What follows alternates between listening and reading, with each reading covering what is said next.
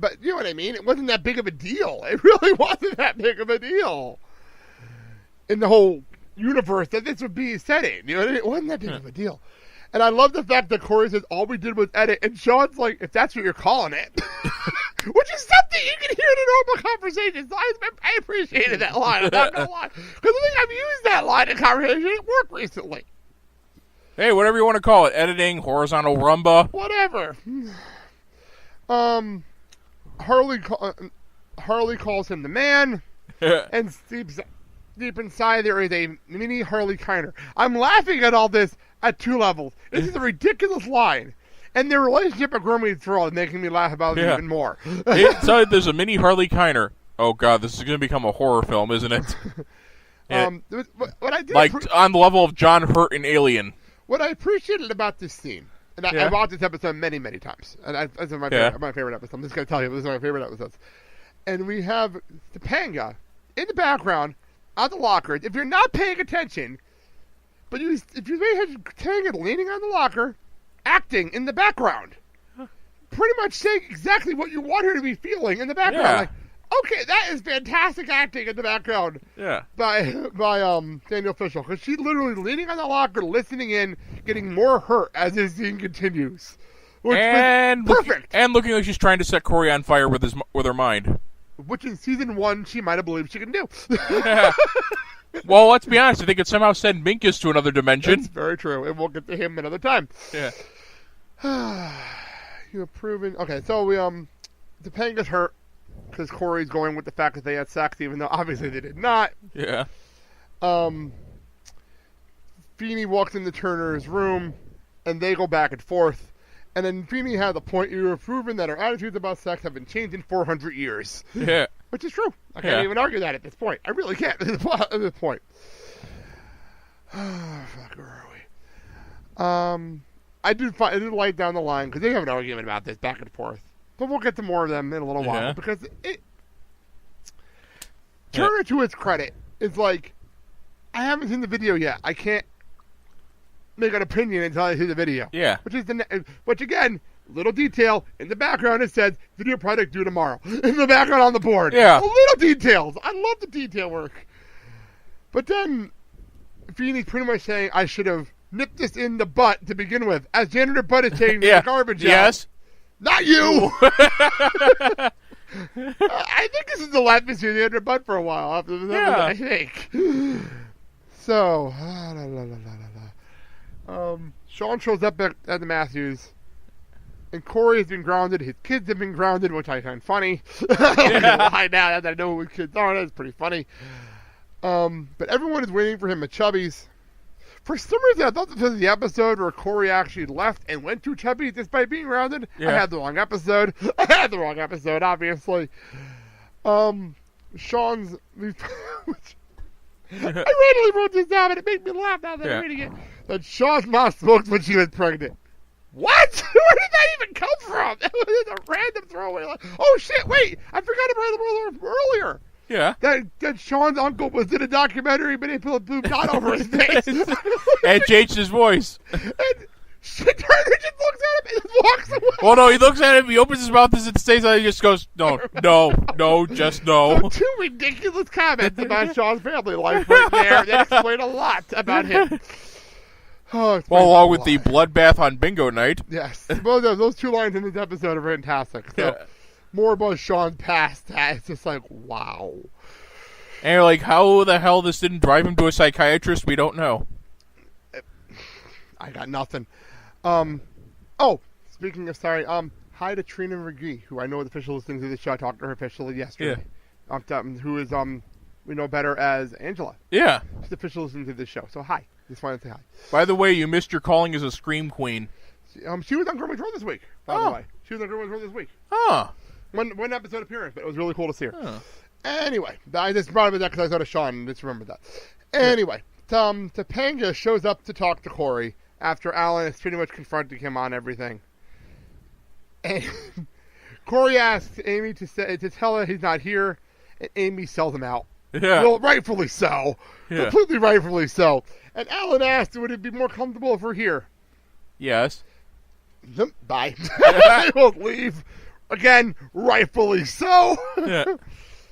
Cory had the valid point here. This is brought up in a lot of television shows. I think I just was listening to I listened to a show called Creek of the Week, which is the Dawson's Creek podcast. And Yeah. this point was made on there that any rumor will pass within a few days in high school, which is very, very true. Yeah. Very, very valid point. But to Topanga's point also, I want my good name back. But to Topanga, I'm laughing at this whole scene because Topanga pretty much says, take me now.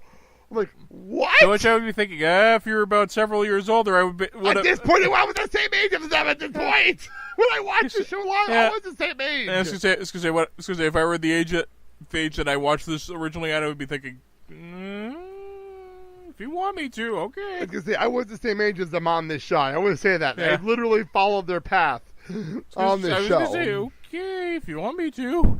But Topanga pretty much tells him that if you're a man, if you want to be the man, which is a great callback to earlier. Yeah. She wants her good name back, and I love how Cory's response. Topanga's not the best name to begin with. Okay.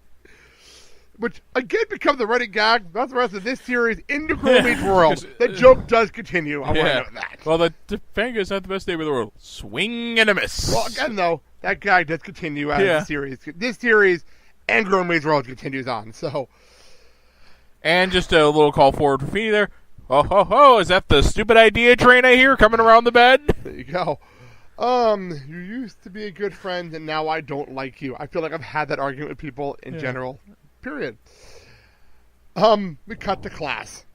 And Turner's about to put the tape in, and then Harley walks in randomly. Yeah. and sits down at the desk. I'm trying to remember, is he still dressed like Andrew Dice Clay at this point? Probably. They wore that other coat, all the friggin' leather jacket all the time. The thing earlier was the sunglasses and everything else. That's what crazy the first time. But he really sits down, and I love how Sean's like, you're in this class? I'm in the movie. He wasn't even in it. That's the best part when he comes to the end of it all. But anyway. Although we do see him actually being interviewed at the... Yeah, we'll get to that in a few minutes, because that's ridiculous. We'll get to that in a few minutes during the credits. So Feeny comes in and suggests to Turner that he doesn't watch the video. Turner turns it to the class. Like, at this point, I really don't blame Turner. Leave it up to them. Yeah. Topanga leaves it up to Cory. Yeah. Pissed off still. I think we should watch the tape. He puts the tape in. And Turner and Feeny go to the back of the room, and we start rolling. Yeah. And we start off with everyone's favorite line. Well, I was going to say, it's what are your opinions about sex? Be careful with that valuable equipment. Cheap editing trick. While Turner's laughing his ass off. It's a great moment. Yeah, I just love it. Turner's laughing his ass off. Cheap editing trick. Fantastic. We go to this whole spiel of the video. It's all sweet and cute and editing all the stuff that Sean said. I like the fact that Sean's cute line edited in. I love that part. Yeah. Well, I was going to say, if I remember correctly, don't they also edit out the part that Joey says about, can I say hi to my kids? Yeah, but he did. He edited all the cute stuff in, which is good. That's the whole point of this. Yeah. Really, look at it that way. It was good editing. Yeah. But then we see and Cory. even get in Turner's line there. Yeah, it was a good point. It was very nice. I really enjoyed it. But then we cut to Cory. Yeah. And I love this special director's cut. It's the special director's cut. Oh, yes, we replaced everyone with Wookiees, and we now get to go... and added more speed racers. And more pod races, and we finally get to go inside the spaceship. Of course. We're home. So, Cory, to his credit, comes clean. Yeah. In the video, Topanga is happy. Oh, and we also added Darth Vader going, no! Oh, and then we edited Anakin at the end of the third movie. We replaced the original talented actor with Hayden Christensen. Yes, we did that too. As a matter of fact, what's great is if I remember correctly, in the riff tracks, they actually do the line as the other two Force ghosts there, as Obi-Wan and Yoda. Hey, who the hell is this little twat? Oh, God. So anyway, back to what we're actually talking about. Cory comes clean. Topanga is very happy with him. Somehow or another, this actually proves Turner right. Yeah. But both him and Feeny are shocked by the turn of events that just went down. Yeah. A couple of minutes. And Topanga and Cory shake as credits roll. What was cut? Turner turning around and telling Feeny to pucker up and kiss it. Yes. Credits. we cut back to Harley. Cut back to Andrew Dice Kiner. Yes, Andrew Dice Kiner, who is talking about love and relationships, and then he starts talking about how it's his romantic night, a moonlit night, backseat of a Chevy Impala. I'm like, okay, I see where this is going. You think you see where this is going? And you're crushing my cigarettes. Yeah. What? I was gonna say, should we be playing Keeping the Faith? Oh my God, that was terrible. Yeah, like I said, shouldn't this scene be accompanied by Keeping the Faith? It's funny. I like that. That was good. So, that is that. I'm not even going to lie. 10. 10. One of my favorite episodes of the entire series run. This is one of the episodes, I said it last season, I think, with the Cherry Bomb episode. Yeah. There are certain episodes in every season that I'm looking forward to, and this is one of the ones in this series. Season, period. Any other thoughts before we move on? Let's finish this up. Jack and Jill went up the hill. Of course, that's where we're going to go. So, let's wrap this up. First of all, if you're hearing this, the new website is at Blake'sHouseShow.com. I finally got the new website up. I had to change servers, blah, blah, blah, blah, blah. The Boy of Retrocast page has been edited and changed and modified. And it looks nice and pretty. I'm not going to lie. It looks cool. It looks so pretty, dear. It's a lot more organized. And it's so sparkly. Let me just finish the plug. It's a lot cooler. It's a lot more organized. And also, you can actually now buy the season sets of what we're watching from Amazon and help the show. I set the links up, and now you can do that through the links on the Blake'sHouseShow.com/Boy Meets Retro Pass pages. Please, we barely have a budget. Yeah, we have no budget. We spent 20 minutes before this thing just to get the microphones to work. So, that being said, review the show on iTunes and Stitcher. Send us an email at boyretrocast@gmail.com. Tweet the show. Just follow us. We know there's a lot of people listening. I get notifications from the Twitter at BoyRetro just about every single day that we have new listeners and new followers and new people following this show. It's awesome. I'm not going to lie. Hi to everybody that's following the show. One day I'll get a list and I'll read all you off. There's a lot of you. Our numbers are getting to the point of the main show, which is fantastic. Let's be honest. If we started to read a list of all the followers on the show, I could probably go out, go to the bathroom, get something to drink, come back up, and he still wouldn't be finished. Yeah, pretty much. There's a lot of people. It is becoming bigger than I expected, and it's nice to know. There are, I know the guys over at Player FM have been retweeting every show as we've been going along as well, which is really cool. We have apparently celebrities now listening to our show. It is fun. Hello there. It's fun, and I appreciate every single one of you. And I really do mean that, Miss McGee. You missed your calling as a Scream Queen. Yes. So, for those wondering, go back to our Halloween special, and we'll you understand that. Just say, I will admit, though, that your little throwing down the gauntlet there was probably one of the most awesome things in that episode. So, all right. That being said, thank you all for listening. This is Boy Retrocast. I'm Blake. I'm Kyle. Have a good day, everyone. Do not anger the Feeny, and be careful with that valuable equipment.